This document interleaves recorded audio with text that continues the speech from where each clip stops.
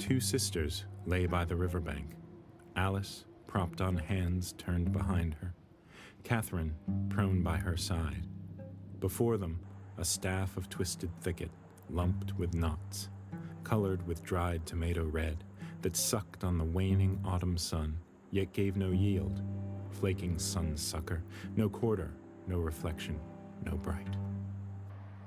And Alice's foot kicked out, percussion hammer, sending the wood into the river that slowly sang it away. Come with me and go, down by the banks of the Ohio, the bonny, bonny banks, lily-white hands, golden yellow hair, iron ore in the earth, and black smoke in the air. Staves may come and staves may go, but only one pulls the sun on the Ohio.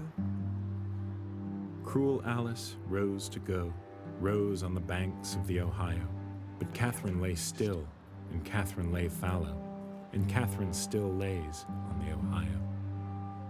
Miles upstream and years gone by, the dried tomato red staff of knotted thicket found its way to the riverbank, and there it lay, ashen and sucked of the sun, until Silas Minor, his feet tired from trudging, lifted it to knock on a tree trunk on his spent and sucked journey west, following the rough of the Ohio from his bluegrass home to new moons, new tides.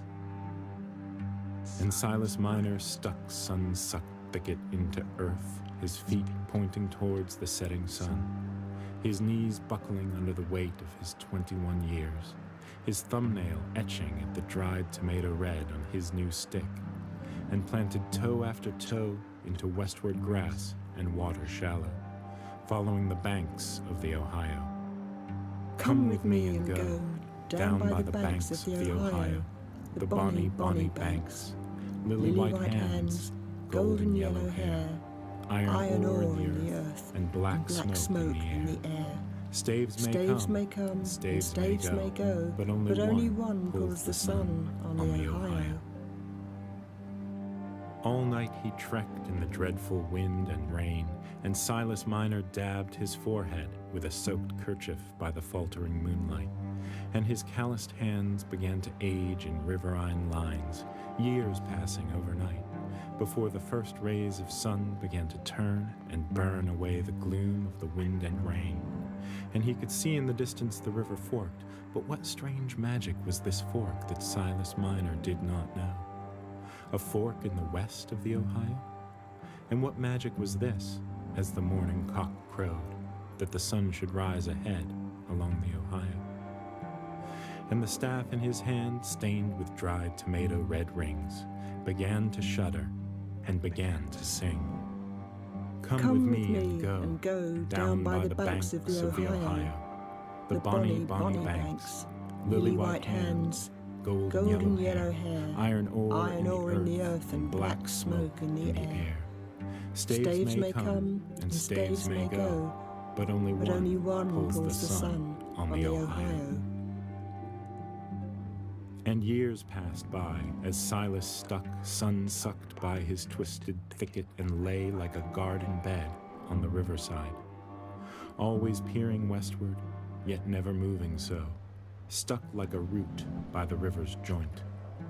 Whenever Silas Minor's feet raked into ground with westward leaning, his compass knotted up, and his staff began to sing. Come with me and go, down by the banks of the Ohio, bonny bridges, bonny, bonny bows, where distance collapses and where time slows. The magnetized compass, the fiercely fought fight, the river-borne pull, and the small shrouded light.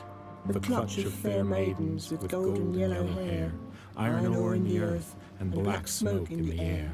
Lives lay down low, and cruelest sisters grow. But none pulls the sun like the Ohio. None pulls the sun like the Ohio.